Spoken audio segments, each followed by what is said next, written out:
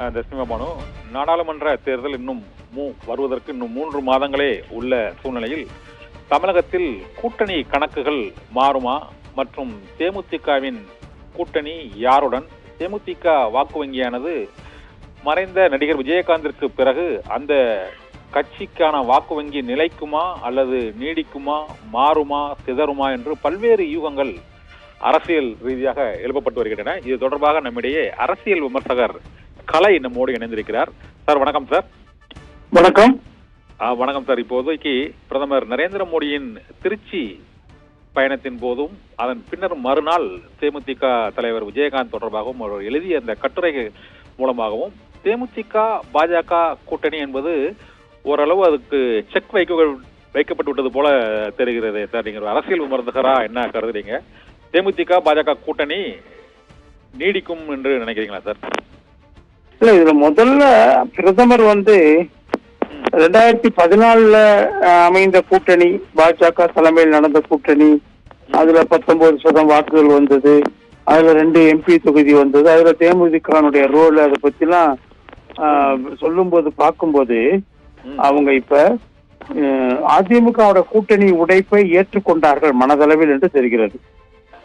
அதை ஏற்றுக்கொண்டு அடுத்த காய்களை நகர்த்த ஆரம்பித்திருக்கிறார் என்பதும் தெரிகிறது. அதுல ஒரு பகுதியாக தான் தேமுதிக பற்றி வெறும் பாராட்டு மட்டுமல்ல, எழுத்து மூலமாகவும் பிரதமர் பெரிய அளவுக்கு ஒரு பாராட்டு பத்திரத்தை கொடுத்திருக்கிறார். இதுல இருந்து என்ன தெரியுதுன்னா, அவங்க நிச்சயமா ஒரு 3வது அணியை அமைப்பதற்கான முயற்சிகளை இறங்கியிருக்கிறாங்க.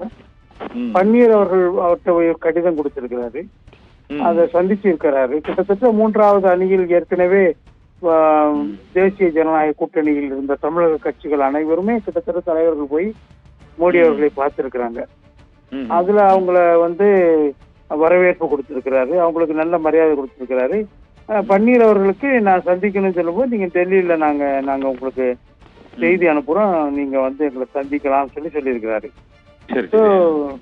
இது அதிமுக எதிரான ஒரு நகர்வு, நிச்சயம் 3வது அணி அமைப்பதற்கான நகர்வு, அதிமுக கூட்டணி முறிந்து விட்டது ஏற்றுக்கொண்டதற்கான நகர்வு.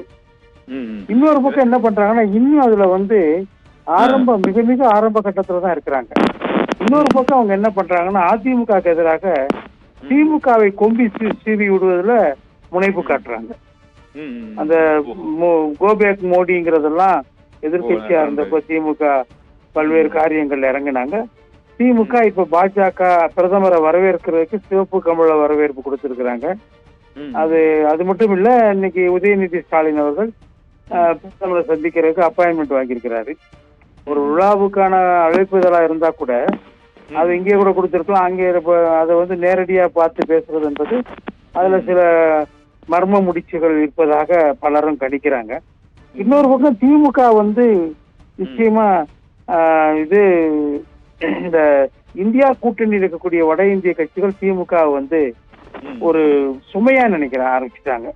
இவங்க வட இந்தியர்களை பற்றி தவறாக பேசுவது, இந்தி பிரச்சனைய அவர் அங்க ரொம்ப அசால்ட்டா பேசியிருக்காரு, தூக்கி எறிகிற மாதிரி தானே பேசியிருக்காரு. இவங்களை உள்ள வச்சுக்கிற மாதிரியே பேசுறாரு.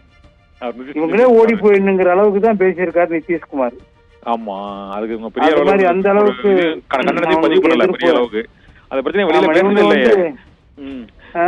அந்த பிரச்சனையை வெளியில பேசவே இல்லையா? அது இந்தியா கூட்டணியில ஒரு கருத்து வேறுபாடு அங்கேயும் எதிர்க்கல. இவங்க வெளியே இவங்க பேசுற மற்றவங்க தான் பேசிட்டு இருக்கிறாங்க. ஆமா, ஏராளமான மீம்ஸ் போட்டு சோசியல் மீடியால வந்துட்டு இருக்குது. இப்போ எனக்கு இன்னொரு கலைஞர் மீடியாக்கள் கலைஞர் இன்னொரு டவுட். இப்போ இபிஎஸ் அணியில அந்த பூவை ஜெகன்மூர்த்தி தலைமையிலான புரட்சி பாரதம் தவிர வேற எந்த கட்சியும் கூட இருக்கதா அதிகாரப்பூர்வமா இதுவரை அறிவிக்கலையா சார்? எஸ்டிபிஐ என்டிஏ கூட்டணியில் இருந்த கட்சிகள் தான் 2 பக்கமும் போக வாய்ப்பு இருக்கு. பாஜகவோடையும் போகலாம், அவங்க அதிமுகவோடையும் போகலாம். அவங்களுக்கு சாய்ஸ் இருக்குது. அவங்க அதுல இன்னும் தீர்மானிக்கல. அவங்க என்ன நினைக்கிறாங்கன்னா, ஒருவேளை இந்த கூட்டணி திரும்ப அதிமுகவும் பாஜக இணைஞ்சிருமோ அப்படிங்கிற ஒரு நப்பாசையில அவங்க இருக்கிறாங்க. இப்பதான் கொஞ்சம் கொஞ்சமா அதுல பிளவு ஏற்பட்டது உறுதி செய்யப்படுகிறது. அதிமுக உறுதி செஞ்சுட்டாங்க. பாஜக இப்ப அதை கொஞ்சம் கொஞ்சமா உறுதி செய்ய ஆரம்பிக்கும் போது அவங்களுக்கு முன்னாடி ஒரு சாய்ஸ் இருக்குது, பாஜகவோட போறதா அதிமுக போறதான்னு. இப்ப பாஜகவோட போனா டெபாசிட் கிடைக்குமா இல்லையாங்கிறது அங்க கேள்வியா இருக்கும்.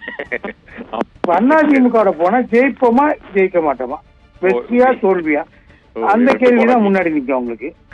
சோ இந்த ரெண்டு விஷயத்துல அவங்க என்ன சாய்ஸ் எடுப்பாங்க நான் நினைக்கிறேன்னா அவங்க பெரும்பாலும் அதிமுக பக்கம் போறதுக்கு தான் விரும்புவாங்க.